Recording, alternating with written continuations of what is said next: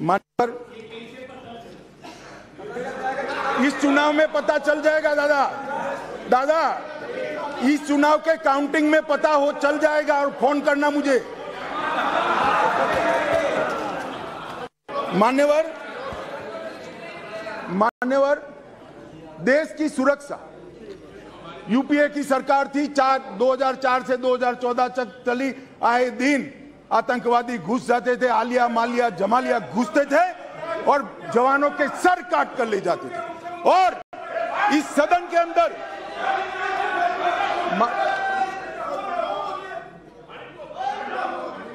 थक जाएगा, तुम मत बोलो, वो थक जाएगा, मैं नहीं थकूं। मान्यवर, सरहद के उस पार से आतंकवादी घुस जाते थे और जवानों के सर काट कर ले जाते थे। कोई जवाब नहीं देता था। 2 बार पाकिस्तान ने हिमाकत की, एक बार सर्जिकल स्ट्राइक और एयर स्ट्राइक, दूसरी बार एयर स्ट्राइक कर पाकिस्तान के घर में घुसकर आतंकवादियों का खात्मा करने का काम नरेंद्र मोदी। श्रीमान राजनाथ जी यहां बैठे। सीडीएस का मसला, ये भी आपका शोध था, इंप्लीमेंट हमने किया। सीडीएस का मसला कब का लटक रहा था, भटका रहा था। मोदी जी ने सीडीएस का फैसला किया, राजनाथ जी ने सभी को विश्वास में लेकर उसको पार उतारा। 2016 में सर्जिकल स्ट्राइक और एयर स्ट्राइक किया और खरीदी के अंदर, डिफेंस के अंदर जिस प्रकार के परिवर्तन हुए मान्यवर, मैं आपको बताता हूं, जितने भी घोटाले, मैं बाद में घोटाले बताता हूं यूपीए के, जितने भी घोटाले हुए हैं, इसमें सबसे ज्यादा करप्शन रक्षा की खरीदी में हुआ। मगर मोदी जी के नेतृत्व में हमारे रक्षा मंत्री जी ने 4100 आइटमों को इंपोर्ट की नेगेटिव लिस्ट में डालकर यहां उत्पादन किया। और आत्मनिर्भर भारत की रचना कैसी होती है, इसकी नींव कैसे डाली जा सकती है, डिफेंस जैसे अति टेक्नोलॉजी वाले और स्पर्धात्मक क्षेत्र में, इसको कर नरेंद्र मोदी जी ने आज भारत का रक्षा उत्पादन न केवल भारत, कई देशों के लिए आकर्षण का केंद्र बना है और भारत एक रक्षा के उत्पादन का प्रमुख केंद्र बना है। उत्तर प्रदेश और तमिलनाडु के अंदर 2 डिफेंस कॉरिडोर बनाए गए मान्यवर, और 22-23 में 16,000 करोड़ से ज्यादा का निकास किया गया, निर्यात किया गया। ये आंकड़ा लाखों करोड़ों में जाने वाला है मान्यवर। 4 दशकों से श्रीमती इंदिरा गांधी जी प्रधानमंत्री थी, तब से देश का सेना का जवान, चाहे सर्विंग हो चाहे रिटायर्ड हो, वो 1 पेंशन 1 रैंक 1 पेंशन की मांग करता है। सब भागते थे। भारतीय जनता पार्टी के नेता नरेंद्र मोदी जी ने सेना के सम्मान में निर्णय किया और 42,000 करोड़ से ज्यादा राशि 1 पेंशन 1 रैंक के अंदर। मान्यवर, दुनिया में अस्थिरता बढ़ी, चाहे यूक्रेन हो, यमन हो, चाहे कोरोना में दुनिया भर में बसते हुए हमारे भारतीय हो। 90 से ज्यादा यूक्रेन से उड़ाने कर दोनों राष्ट्राध्यक्षों से बात कर 3 दिन तक युद्ध बंद कर 23,000 भारतीयों को घर पे लाने का काम नरेंद्र मोदी से। ऑपरेशन राहत 5,000 भारतीय और 2,000 विदेशी नागरिकों को वहां से यमन से निकाला और 2 लाख उड़ानों के माध्यम से 2.97 लाख मतलब 3 करोड़ करीब यात्रियों को सकुशल कोरोना के वक्त वंदे भारत मिशन के तहत वापस लाया। मान्यवर, चीन की सीमा पर हमारी आर्टिलरी न पहुंचे ऐसी स्थिति थी, रोड ही नहीं बनाए थे, नक्शा ही देखते रहते थे। नरेंद्र मोदी जी और राजनाथ जी की टुकड़ी ने सीमा के अंतिम गांव तक, भारत के प्रथम गांव में रोड पहुंचाने का, वाइब्रेंट विलेज के माध्यम से गांव खाली न हो, इसकी चिंता मान्यवर नरेंद्र मोदी जी ने की। मान्यवर, किसानों के कल्याण के लिए ढेर सारे काम करें, बजट में 6 गुना वृद्धि करी। जरा सुनो भाई सुरेश, आप लोग 21,900 करोड़ रुपए का छोड़कर गए थे। कितना छोड़कर गए थे भाई? 21,900 करोड़। अब ध्यान से सुनना, 21,900 करोड़ को 6 गुना बढ़ाकर 1,25,000 करोड़ का बजट नरेंद्र मोदी। मान्यवर, खाद्यान्न के उत्पादन 265 मिलियन टन से बढ़कर 22-23 में 323 मिलियन टन रिकॉर्ड उत्पादन। प्रधानमंत्री किसान सम्मान योजना में आगे बात कर चुका हूं। 14 करोड़ लोगों को 6,000 रुपया, 2,41,000 करोड़ रुपया। और ये एमएसपी बहुत चिल्लाते रहते हैं। मैं आपको पूछना चाहता हूं, मगर आपके माध्यम से जो अविश्वास प्रस्ताव लेकर आए हैं उनको मैं एमएसपी के बारे में जरूर पूछना चाहता हूं कि भैया आपने एमएसपी की कितनी खरीदी की थी और एमएसपी में के रेट में कितनी बढ़ोतरी की थी। जरा हिसाब किताब लेकर जनता के सामने जाइए। मगर नहीं जाएंगे, बैठे बैठे बोले रह गए एमएसपी का क्या हुआ। मैं बताता हूं सत्य क्या है, और मैं इस सदन के माध्यम से देश की जनता को और 14 करोड़ किसानों को कहना चाहता हूं कि आपके घर में सबसे ज्यादा एमएसपी और एमएसपी पर सबसे ज्यादा धान खरीदने का काम कोई एक सरकार ने किया है तो नरेंद्र मोदी। मान्यवर, धान की खरीदी पहले ध्यान से सुनना, सभी सभासदों को मेरा विनती है, ध्यान से सुनिए। धान की खरीदी 475 लाख मैट्रिक टन मनमोहन सिंह जी ने अपने अंतिम साल में की। मैं फिर से आंकड़ा बोल रहा हूं, 475 लाख मैट्रिक टन। नरेंद्र मोदी जी ने अंतिम खरीदी 896 लाख मैट्रिक टन, 88% की वृद्धि। मान्यवर, और लाभार्थी किसान पहले 76 लाख थे, अब 1,31,00,000 लाभार्थी। मान्यवर, गेहूं की खरीदी एमएसपी पर खरीदी, इसके अंदर मनमोहन सिंह जी और इनकी यूपीए की सरकार 251 लाख मैट्रिक टन छोड़कर गए थे, 251 लाख मैट्रिक टन। अब नरेंद्र मोदी जी ने 251 लाख मैट्रिक टन से बढ़ाकर 433 लाख मैट्रिक टन पहुंचाने। और पहले गेहूं 20 लाख किसानों का खरीदा जाता था, अब गेहूं 43 लाख 43 लाख किसानों का खरीदा जाता है। मान्यवर, मोदी जी ने कहा कि किसानों की आय दोगुनी करेंगे। हमारा मखौल उड़ाते थे, अभी भी उड़ाते हैं, शायद 5 साल बाद भी उड़ाएंगे, समझ नहीं पड़ी है।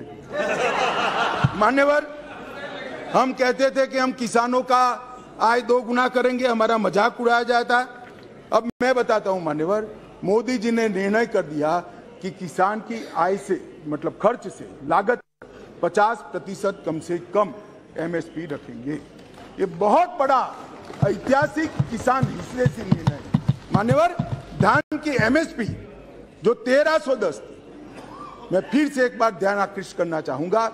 मनमोहन सिंह जी, यूपीए सरकार, जिनको हम पर अविश्वास है, वो यूपीए सरकार धान के एमएसपी 1310 छोड़कर गई। कम खरीदते थे मगर रेट 1310 था, हमने ज्यादा खरीदा और उसके दाम को भी 1310 से बढ़ाकर 2040 कर दिया। मान्यवर, गेहूं 2013-14 में 1400 रुपया एमएसपी छोड़कर गए थे डॉक्टर मनमोहन सिंह यूपीए, और आज 2013-14 में 1400 से बढ़कर 2125 रुपया एमएसपी करने का। हमने गेहूं ज्यादा भी खरीदा और गेहूं का दाम भी ज्यादा दिया। मान्यवर, ये ना ही किसान हितैषी है, ना एक गरीब हितैषी है, ना एक पिछड़ा हितैषी है। उनको अपने परिवारों के अलावे किसी का ध्यान नहीं है। और इसलिए मोदी जी ने आज कहा है, 9 तारीख को आज कहा है, 9 अगस्त को, परिवारवाद ट्वीट इंडिया, भ्रष्टाचार और तुष्टीकरण।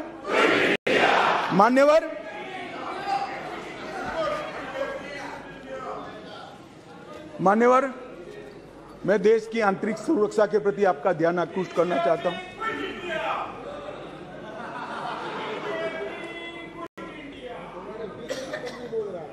भाई अभी भी सत्यता स्वीकारो, नहीं तो जो होए उसके भी आधे हो जाओ। मान्यवर, मैं देश की आंतरिक सुरक्षा के प्रति इस देश की जनता का आपके माध्यम से, महान सदन के माध्यम से, मान्यवर पीएफआई कई सालों से देश को तोड़ने की, देश की जनसांख्यिकी बदलने की और देश के अंदर आतंकवाद के बीज बोने का काम कर रही थी। एक ही दिन में सितंबर 22 में 15 राज्यों में 90 से ज्यादा स्थानों पर रेड कर पीएफआई पर बैन लगाकर जेल की सलाखों के पीछे डाल दिया। मान्यवर, देश भर में पीएफआई को हमने बैन किया। दुनिया भर में भागे हुए गुनहगारों को आज वापिस लिया जाता है। एनआईए के 9 घनघोर आतंकवादी कृत्य करने वाले लोगों को दुनिया भर से चून उठाकर हम वापिस लाए और 6 राज्यों की पुलिस को भी उनको वापिस लाए।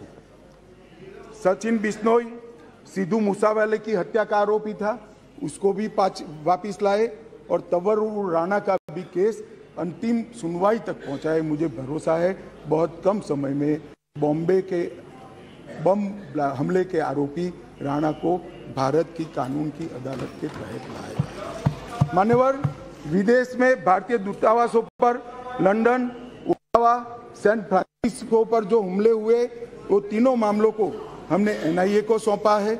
और मान्यवर, लगभग मैं यूएपीए को कठोर करने का निर्णय बिल लेकर आया था यहाँ पर, और उस सदन में दिग्विजय सिंह कहते थे इसका दुरुपयोग होगा।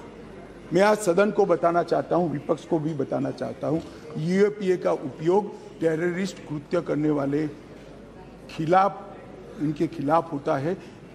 हम किसी को डरने की जरूरत नहीं है। उस वक्त भी मैं नहीं समझ सकता था आपको क्यों डर लग रहा है, परंतु जिन्होंने टेररिस्ट कृत्य नहीं किया उसको डरने की जरूरत नहीं है। लगभग 54 व्यक्तियों को हमने यूएपीए के तहत आतंकवादी घोषित किया, इंटरनेशनल मान्यता लाए हैं और एक में भी विवाद नहीं हुआ है। कोई राजनीतिक दुरुपयोग मान्यवर नहीं। मान्यवर, अभी गोगाई जी नारकोटिक्स का बात करते थे, वो कहते थे कि नारकोटिक्स का चलन बढ़ गया है। मान्यवर, इनकी समझ में थोड़ा फर्क है, मैं बाद में दुरुस्त करता हूं उसको। मान्यवर, मोदी जी ने 2014 से गृह मंत्रालय के अधीन, पहले श्रीमान राजनाथ जी थे, अब मैं गृह मंत्री के रूप में काम कर रहा हूं, नारकोटिक्स पर 0 टॉलरेंस की नीति को हमने अपनाया। एनकोड 2019 में बनाया गया, फिर इसको 4 स्तरीय किया गया। एनकोड पोर्टल, डेटा इंटीग्रेशन और नॉलेज मैनेजमेंट सिस्टम के पोर्टल बनाए गए। मादक पदार्थ की तस्करी के विस्तृत जांच के लिए जेसीसी, जिसमें ढेर सारे डिपार्टमेंट और सरकारें होती है, इसका गठन किया गया। Dedicated anti narcotics task force राज्यों में बनाई गई। राष्ट्रीय नारकोटिक कैनाइन पूल की स्थापना की गई और 75वें स्वतंत्रता दिवस के मौके पर 1,65,000 किलोग्राम नारकोटिक्स को जलाया गया और अब वो टोटल आज़ादी के अमृत महोत्सव के 1 वर्ष में 10 लाख किलो पहुंच गया है। अब मैं जो गोगाई जी कहते थे इसका जवाब दिया। मान्यवर, आंकड़े किसी की शर्म नहीं रखते, आंकड़े बेशर्म होते हैं और आंकड़े हमारे कामों से खड़े होते हैं। आंकड़ों को बाद में बदला भी नहीं जा सकता। अब 2006 से एक सरकार थी, यूपीए की सरकार थी, जिसको हम पर थोड़ा अविश्वास है। 2006 से 13 का समय उनका ही था। उसमें क्या हुआ, जब्त की गई ड्रग 1,52,000 किलो थी। मैं फिर से सदन का और सदन के माध्यम से देश का ध्यान आकृष्ट करना चाहता हूं। जब्त की गई ड्रग 1,52,000 किलो थी और 2014 से 22 तक 1,52,000 करोड़ से बढ़कर 3,73,000 किलोग्राम ड्रग्स हमने जब्त किया। गोगाई जी, 181% वृद्धि हुई और कीमत, गांजा पकड़ लेना, भांग पकड़ लेना एक बात है, जो महंगे और शरीर को ज्यादा नुकसान करने वाले और पैसे की दृष्टि से नुकसान करने वाले नारकोटिक्स के पदार्थ है, वो कीमत से मान्यवर 2006 से 13 में 768 करोड़ की ड्रग पकड़ी गई। मैं फिर से रिपोर्ट करूंगा, 768 करोड़, जिससे यूपीए सरकार संतुष्ट थी। उन्होंने अपने रिपोर्ट कार्ड में भी लिखा था। और 14 से 22 तक एकदम वही कालखंड 768 करोड़ और 14 से 22 में 18,000 करोड़ रुपए की ड्रग को नरेंद्र मोदी सरकार ने, और ये हम पर सवाल उठा रहे। इसलिए मैं कहता हूं कि आपको भरोसा नहीं है, मगर देश की जनता को विश्वास है। कुल मामले 1257 दर्ज किए थे, अब 3700। अब इन्होंने कल यहां ज्ञान बांटा कि पहले 1257 थे, अब देखिए बढ़ गए 3700 हो गए। भाई नारकोटिक्स के खिलाफ केस अच्छे हैं या बुरे माने जाएंगे? हम पकड़ते हैं, आप पकड़ते ही नहीं थे, चलने देते थे। हमने पकड़ना किया, इसलिए 1257 से बढ़कर 3700 केस हो गए, और गिरफ्तारियां आपने 1363 की थी, हमने 5400 गिरफ्तारियां करी। मान्यवर, टोल फ्री नंबर भी करा। माननीय सदस्यों, सभा की सहमति हो तो गृह मंत्री जी के भाषण की समाप्ति तक सभा की कार्रवाई बढ़ा दी जाए।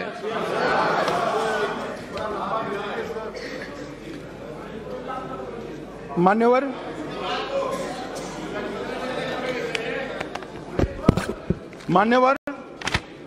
3 करोड़ युवा और 2 करोड़ महिलाओं को नशा मुक्त अभियान में अलग अलग विभागों के, समाज कल्याण विभाग, महिला और बाल कल्याण विभाग, शिक्षा विभाग, गृह मंत्रालय, वित्त मंत्रालय, सब ने इकट्ठा होकर साथ में जुड़ा है, और लगभग 9.5 करोड़ लोग तक नशा मुक्त भारत अभियान की शपथ और टोल फ्री नंबर पर मिस कॉल करने की पहुंच बढ़ी है। मान्यवर, ये हमारे प्रयासों को दर्शाता है।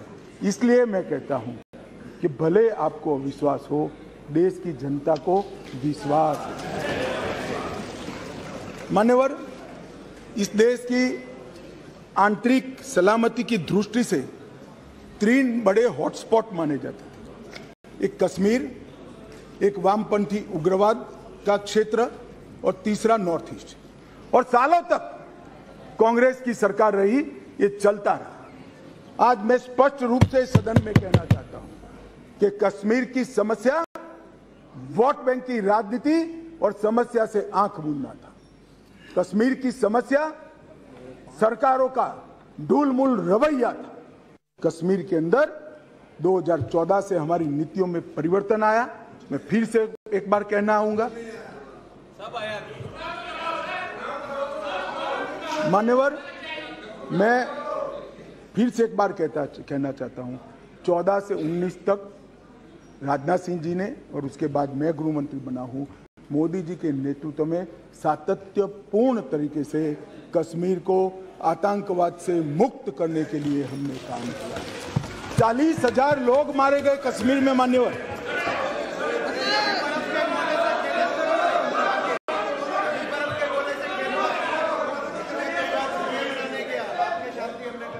मान्यवर, मेरा एक निवेदन है। मैं मानता हूं कि पार्लियामेंट्री अफेयर्स मंत्री मेरे निवेदन का विरोध नहीं करेंगे।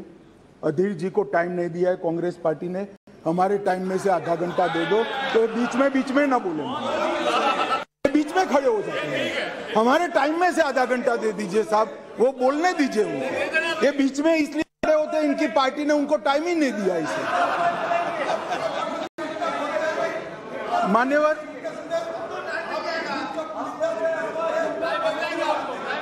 नहीं, कश्मीर तो सारी संसदीय समितियां गई है ना, कश्मीर देखा है ना सबने। माननीय गृह मंत्री जी, यादीर बाबू 10 मिनट दे देंगे, हमारा 10 मिनट दे देंगे, बैठो अभी।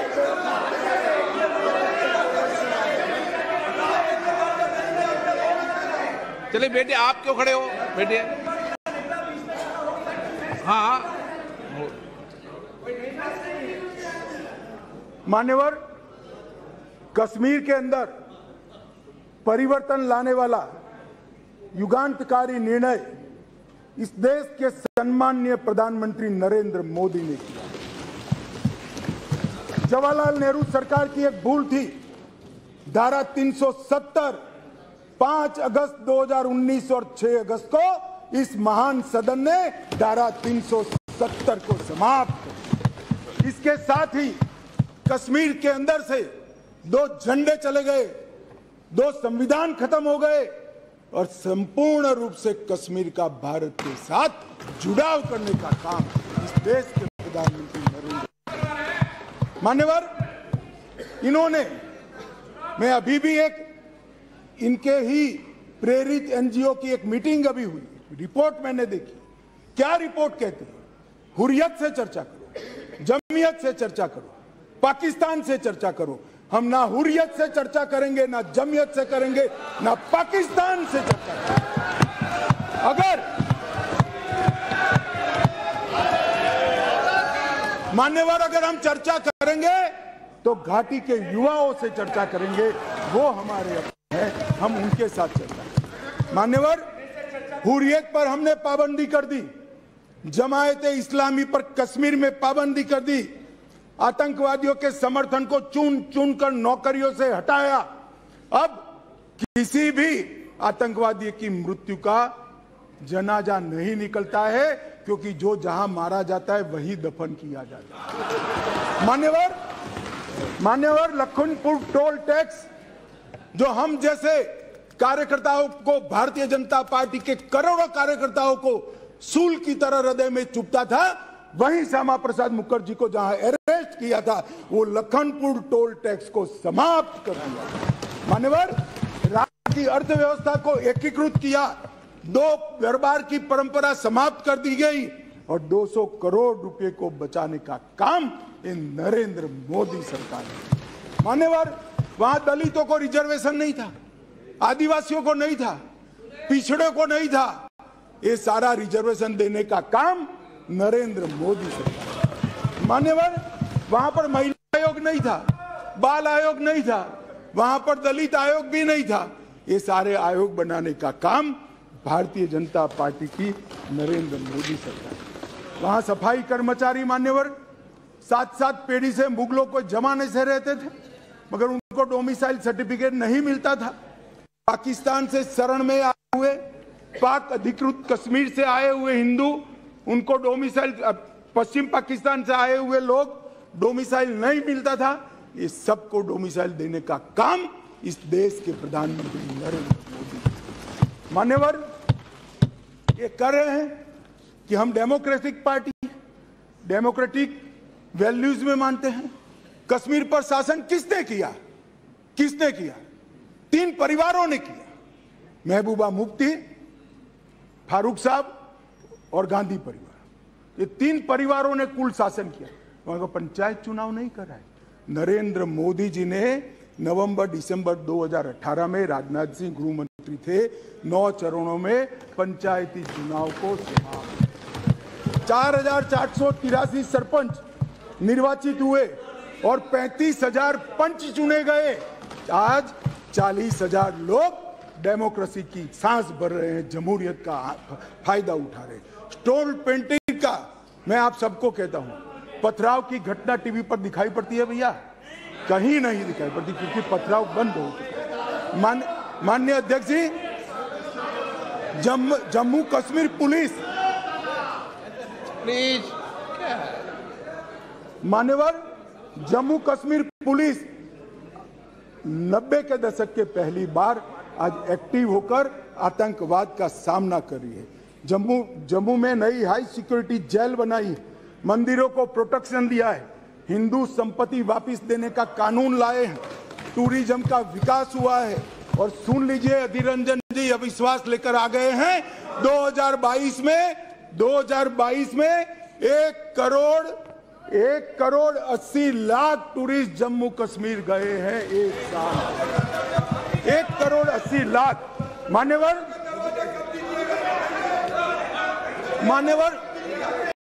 अरे बैठ जाओ यार, बैठ जाओ।